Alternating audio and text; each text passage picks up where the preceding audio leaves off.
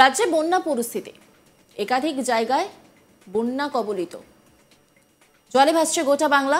মুখ্যমন্ত্রী মমতা বন্দ্যোপাধ্যায় তিনি নেমেছেন, তিনি বিভিন্ন জায়গা পরিদর্শনে যাচ্ছেন এবং সেখান থেকে তিনি ক্ষোভ উগরে দিচ্ছেন ডিভিসির বিরুদ্ধে। কারণ ডিভিসি নাকি কোনো কিছু না জানিয়েই জল ছেড়েছে। মমতা বন্দ্যোপাধ্যায় অনুরোধ করেছিলেন এখানে নিম্নচাপ, তার ফলে বৃষ্টি হচ্ছে, যেন জল না ছাড়া হয়। কিন্তু ঝাড়খণ্ডকে বাঁচাতেই নাকি জল ছাড়া হয়েছে বাংলায়, আর তাতে বাংলার পরিস্থিতি বেশ ভয়ানক। এই অভিযোগ করেছেন মুখ্যমন্ত্রী মমতা বন্দ্যোপাধ্যায়। আর অন্যদিকে যে ছবিটা দেখা যাচ্ছে যে এই যে বন্যা পরিস্থিতি, তা থেকে বাদ যায়নি হুগলি। বলাগড়ের চাঁদরা, মিলনগড় সহ ভাঙন ও বন্যা কবলিত এলাকা ঘুরে দেখেন হুগলির তৃণমূল সাংসদ রচনা বন্দ্যোপাধ্যায়। বন্যায় মানুষের অসহায়তায় পাশে দাঁড়াতে গিয়ে ওল কচু কিনলেন সাংসদ, আর সেই ওল হাতে পেয়ে বেশ খুশি রচনা। গোল গোল ওল হাতে নিয়ে হেসে বেশ ভালোই পৌঁছ দিলেন অভিনেত্রী। বুধবার দুপুরে বলাগড়ের বন্যা পরিস্থিতি খতিয়ে দেখতে গিয়েছিলেন রচনা বন্দ্যোপাধ্যায়। তার ওল কচু দুই খুব পছন্দের সবজি, তাই এদিন যখন তিনি হুগলির বন্যা দুর্গতদের সঙ্গে দেখা করে ফিরছিলেন কলকাতা, তখনই মাঝপথে তিনি গাড়ি দাঁড় করান। রাস্তার পাশে নয়নজলিতে চাষিরা তখন ওল ধুচ্ছিলেন, তাদের থেকে এদিন রচনা ওল কেনেন। আর আজকে নিয়ে গেলাম খাবো।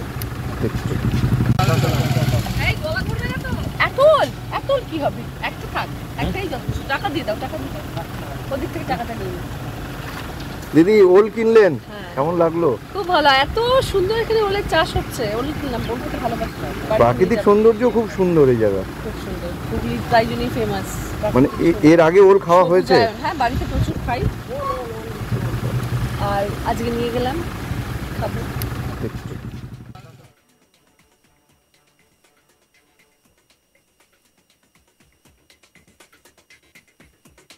ভোট প্রচারের সময় রচনা জানিয়েছিলেন তিনি বাজার করতে ভালোবাসেন, বাড়িতে থাকলেই নিজেই বাজার করেন, তবে রান্নার দায়িত্ব পরিচারিকার হাতেই থাকে।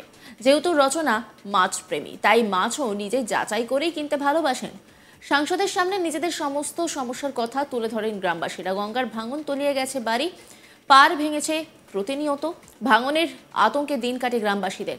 তাই সাংসদকে পেয়ে তারা রীতিমতো তাদের মনের কথা বলেন, আর সাংসদও তাদেরকে আশ্বাস দেন পরিস্থিতি যাতে স্বাভাবিক করা যায় সেই পরিস্থিতির দিকে। আর সেখানেই তিনি কি মন্তব্য করেছেন সেটা অবশ্যই শুনবো, তবে এই গোটা পরিস্থিতি নিয়ে একটি রিপোর্ট তুলে ধরেছেন আমার কলিগ, দেখাবো আপনাদের। গতকাল বন্যা দুর্গতদের খোঁজ খবর নিতে হুগলি জেলায় আসেন হুগলি সাংসদ রচনা ব্যানার্জি। তিনি হুগলি বলাগড়ে গিয়ে তাদের ওখানকার বন্যা দুর্গতদের এবং স্থানীয়দের সঙ্গে কথা বলেন। রচনা ব্যানার্জি তাদের অভাব অভিযোগও শোনেন, নিজের দলীয় নেতা কর্মীদের বন্যা দুর্গতদের পাশে দাঁড়ানোর জন্য নির্দেশও দেন। নিজের সফর শেষ করে যখন রচনা ব্যানার্জির গাড়ি বলাগড় থেকে কলকাতার দিকে রওনা দিচ্ছিল, তখনই হঠাৎ হাতে একটি ওল নিয়ে রচনা ব্যানার্জির কাছে এগিয়ে আসেন একজন চাষি। তাকে দেখে রচনা ব্যানার্জি জিজ্ঞেস করেন কি এই ওল খেলে যেন গলায় কোনো প্রবলেম হবে না তো? তখন সেই চাষিটি বলল না, কোনো প্রবলেম হবে না। তারপরে রচনা ব্যানার্জি তার কাছ থেকে ওল নিয়ে নেন, তার সেই চাষির ওলের দাম মেটান তার রচনা ব্যানার্জি একজন সফর সঙ্গী। রচনা ব্যানার্জি বলেন যে ওল ওনার প্রিয় খাবার।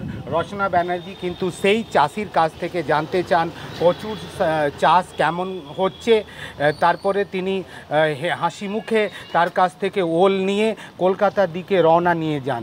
এমনিতে হুগলি লোকসভা কেন্দ্রের সাংসদ অভিনেত্রী সাংসদ রচনা ব্যানার্জির সঙ্গে বিতর্কের চলি দামানের সাথ আছে নির্বাচনের প্রচার সময়, এবং তারপরেও ইভেন অভয়া কাণ্ডেও তার যে করা মন্তব্য বা তার কান্নাকে নিয়ে সোশ্যাল মিডিয়াতে অনেক ট্রোল হয়েছে। কিন্তু রচনা ব্যানার্জি স্বমহিমায় তিনি ট্রোলার্সদের বা ক্রিটিক্সদের কোনো পাত্তা দেন না, আর আজকেও তাই হলো। রচনা ব্যানার্জি সেই চাষির কাছ থেকে ওল নিয়ে হাসি মুখে ফিরে যান। তারপরে সোশ্যাল মিডিয়াতে ট্রোলের বন্যা বইয়েছে, ট্রোলার্সরা রচনা ব্যানার্জিকে এ নিয়ে ব্যাপকভাবে ট্রোল করছেন। বন্যা কবলিত জায়গা পরিদর্শনে গিয়ে রচনা বন্দ্যোপাধ্যায় কি বলেছেন শোনাবো আপনাদের।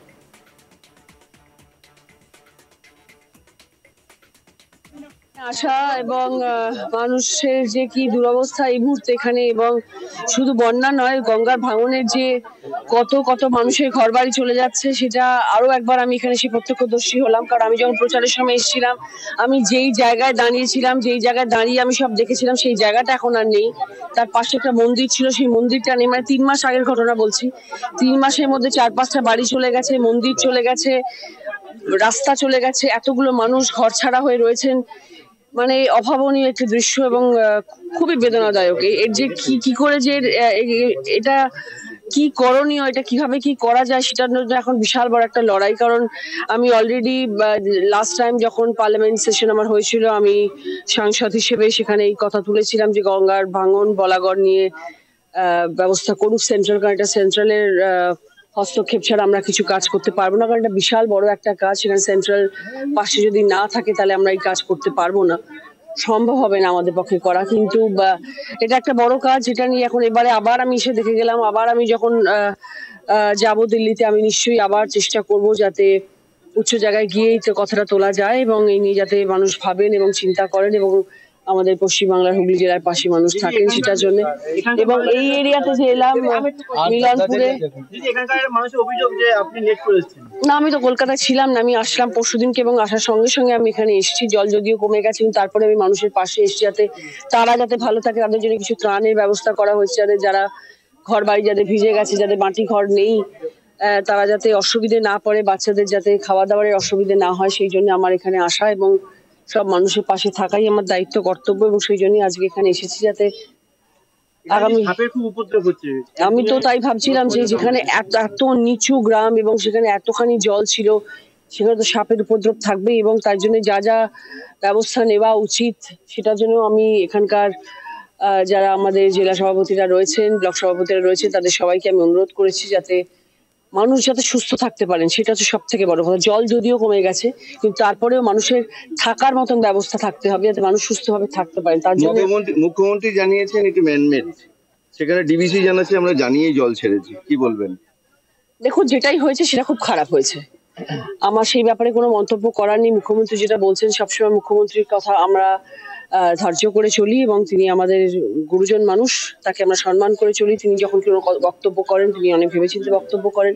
তিনি যখন সেই বক্তব্য করেছেন যে সাধারণ মানুষ যাতে এরম ধরনের একটা অসম্ভব রকমের একটা দুর্নীতি সামনে এসে পড়েছেন এবং এমন একটা সিচুয়েশনে এসে পড়েছেন যেখানে না জানা অবস্থায় কুইন্টাল কুইন্টাল জল বেরিয়ে আসছে এবং সেখানে মানুষের এরকম দুর্ভাগ্য। নজর রাখুন আজ তাক বাংলার ইউটিউব স্ট্রিমিং এ।